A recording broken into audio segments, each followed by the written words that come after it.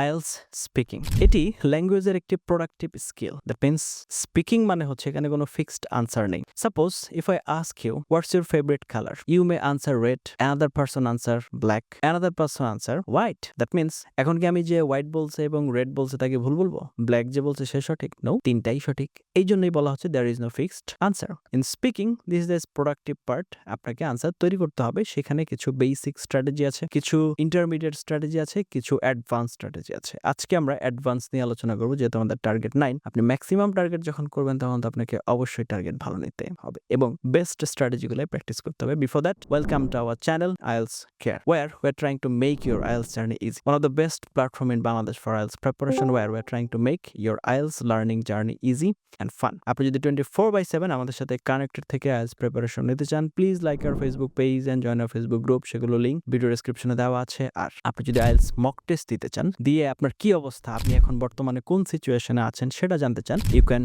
Do mock test with us. তার জন্য ভিডিওর কমেন্টে আমাদের অ্যাড্রেস দেওয়া আছে, আমাদের যোগাযোগের ঠিকানা দেওয়া আছে। You can contact with us. Now without wasting time, let's roll on to our computer screen. Before that, just one announcement. আপনার যদি এই ক্লাসের লেকচার শিটটি প্রয়োজন হয়ে থাকে, দয়া করে ভিডিওর কমেন্টে আপনাদের মেইল আইডিটি কমেন্ট করে দিবেন। We will be there for you ইনশাআল্লাহ।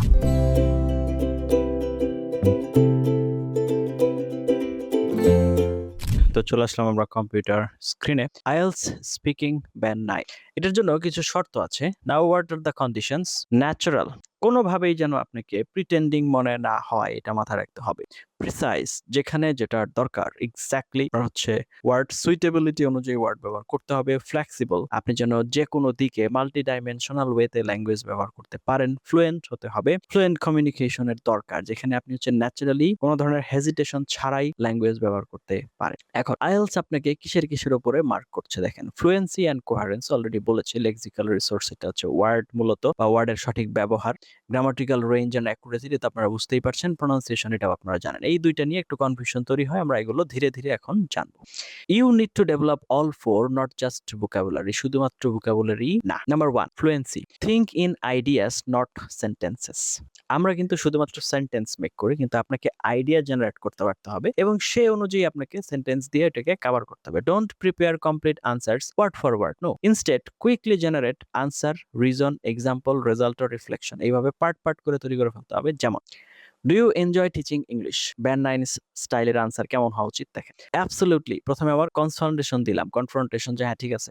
I've been teaching English for several years and what I enjoy most is seeing students become more confident. For example, some of my students initially hesitate to speak because they are afraid of making mistakes, but after a few weeks of regular practice, they usually become much more willing to communicate. So, for me, the most rewarding part isn't simply teaching grammar, it's seeing that change in their confidence. তো অনেক কিছু নিয়ে আসছি। প্রথমে হচ্ছে পছন্দ করি, উদাহরণ দিছি, কেন করি ব্যাখ্যা করলাম, তারপরে আবার উদাহরণ, এইভাবে কিন্তু এক্সট্রা ডিটেইলস অ্যাড করেছি, আসতে হবে। তাহলে নোটিস দ্য স্ট্রাকচার। প্রথমে ডিরেক্ট আনসার দেওয়া হয়েছে, এক্সপ্লেইন করা হয়েছে, এক্সাম্পল দেওয়া হয়েছে, তারপর তার রিফ্লেকশন বা ফলাফল দাঁড় করানো হয়েছে। That's much better than memorising fancy expressions. Okay, now number 2, stop using actually and well everywhere. Natural discourse markers আর useful, but over using them sounds rehearsed. সুতরাং সব জায়গাতে একই জিনিস ব্যবহার করা যাবে না। Repetitive, well actually, I think, well actually, it depends, no, বারবার করা যাবে না। ন্যাচারালি কেমন হয় তা? It depends on the situation. If I am studying, I prefer somewhere quite, whereas when I'm meeting friends, I don't mind a little background noise. Use connectors because you have an idea to connect, not because you need time. Okay, এবার হচ্ছে number 3, develop answers instead of giving short answers. ছোট answer না দিয়ে এটাকে develop করার চেষ্টা করতে হবে। Question, do you like reading? তাহলে ব্যান্ড 5 to 6 স্টাইল কেমন দেখেন। Yes, I like reading. I read books in my free time. কিন্তু ব্যান্ড 9 আনসার কেমন? Yes, definitely. প্রথম আবার confrontation. I particularly enjoy reading books related to psychology and education because they gave me ideas that I can actually apply in my work. I don't read every day, but whenever I have a relatively quiet evening, I usually spend an hour or so reading. Now you have answer, performance, reason, personal, detail. Now number 4, use vocabulary precisely, not excessively. Band 9 vocabulary doesn't mean I'm absolutely exhilarated or immensely fascinated by. No, that can sound unnatural. Instead, use precise collocations. একদম perfect, যেটা যেমন কিভাবে, very important. Use highly significant, এটার পরিবর্তে শুধু very important না বলে particularly important, crucial, essential আমরা এই যে অপশনগুলো ব্যবহার করতে পারি। তাহলে ইনস্টেড অফ ভেরি ডিফিকাল্ট এর পরিবর্তে challenging, demanding, mentally exhausting and uphill task এগুলো ব্যবহার করতে পারি। ইনস্টেড অফ ভেরি ইন্টারেস্টিং এর পরিবর্তে fascinating, thought provoking, engaging, intellectually stimulating এগুলো ব্যবহার করতে পারি। টিচিং ক্যান বি ডিমান্ডিং মানে চ্যালেঞ্জিং হতে পারে, particularly when students have very different proficiency levels. This is more natural than stuffing 5 advanced words into one sentence. একটা সেন্টেন্সের ভিতরে 5টাকে জোর করে ঢোকানোর চাইতে যেটার যতটুকু দরকার সেই অনুযায়ী ব্যবহার করে। Number 5, master collocations. This is one of the strongest band 9 strategies. Learn vocabulary in groups, not isolated words. Education. Number 1, academic performance. Number 2, learning environment. Number 3, practical skills. Number 4, educational background. Number 5, lifelong learning. Number 6, equal access to education. Technology related, technological advancement, digital literacy, online platform, artificial intelligence, excessive screen time, technological dependence. Environment, environmental awareness, carbon emissions, renewable energy, climate change, sustainable development, natural resources. Then use them naturally. এরপরে হচ্ছে আপনার I think schools should place greater emphasis on digital literacy because technology is becoming an integral part of everyday life. Number 6, part 2 কি বলছে দেখেন, don't write a speech. দয়া করে total answer লিখবেন না, you have 1 minute to prepare। হ্যাঁ, part 2 তে তো লিখবেন না, don't try to write sentences, write keywords। তো আপনাকে হচ্ছে describe a person who influenced you, right? Teacher, primary school, strict but caring, encouraged English, confidence, still remember. Then speak naturally, okay? আপনার নিজের মতো করে বলার চেষ্টা করেন। You are telling a story, not reading an essay। ঠিক আছে, আমরা একটা সুন্দর স্টোরি আকারে যদি বলার চেষ্টা করতে পারেন তো সবচেয়ে ভালো হয়।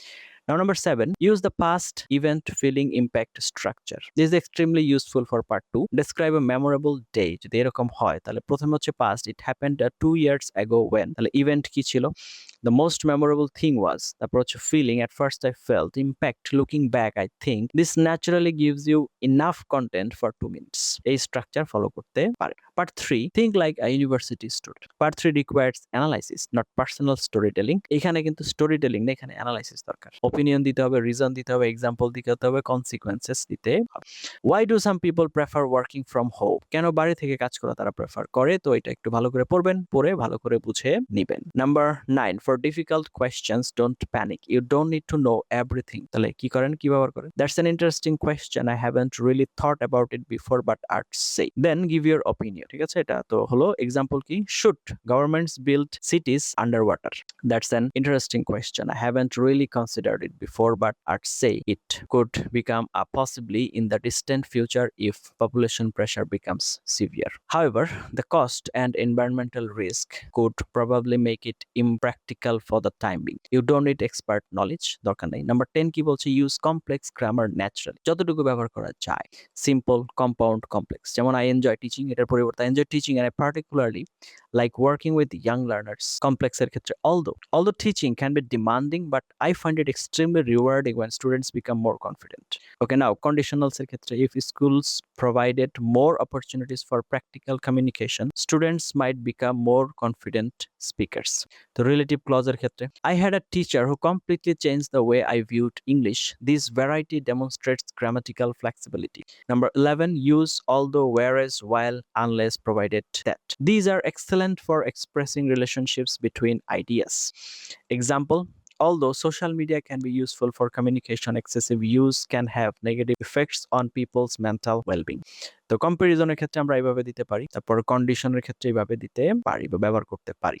তো এই রুলস গুলো আপনারা একটু ভালো করে দেখবেন, আরো অনেক রুলস আছে যেগুলো একটু চেক আউট করবেন, এই শীটে আপনারা পেয়ে যাবেন। আপনাদেরকে কিছু ফ্রেজও দিয়েছি যেগুলো আপনাদের কাজে লাগবে। হ্যাঁ, তো এগুলো আপনারা একটু ভালো করে দেখবেন। যদি কোথাও কোনো কিছু বুঝে উঠতে না পারেন তাহলে আমাদেরকে জানাবেন, আমরা আপনাদের পাশে থাকার চেষ্টা করব। আগেও ছিলাম, ইনশাআল্লাহ সামনেও থাকবো। এতক্ষণ পর্যন্ত সাথে ছিলেন তার জন্য অনেক এবং অনেক ধন্যবাদ। আপনারা অনেকগুলো স্ট্র্যাটেজি দেখলেন, জানলেন এবং বুঝলেন। তারপরও যদি কোনো সমস্যা থাকে যেখানে আপনি বুঝেন নাই বা আপনি পারছেন না, we will be there for you, we are just one comment away from you। আপনাদের থেকে একটা কমেন্টের দূরত্বে আছে, জাস্ট ওয়ান কমেন্ট। আমি আছি, আমার সম্পূর্ণ টিম আছে, সবাই মিলে আপনাদের পাশে থাকবো ইনশাআল্লাহ। জাস্ট আমাদের পর্যন্ত রিচ করেন, বাকিটা আমরা দেখে নিচ্ছি। আপনার IELTS প্রিপারেশনকে সহজ করাই আমাদের উদ্দেশ্য। Thank you for watching until now. Let's meet in some other video. Written have a nice time. আসসালামু আলাইকুম ওয়া রাহমাতুল্লাহি ওয়া বারাকাতুহু।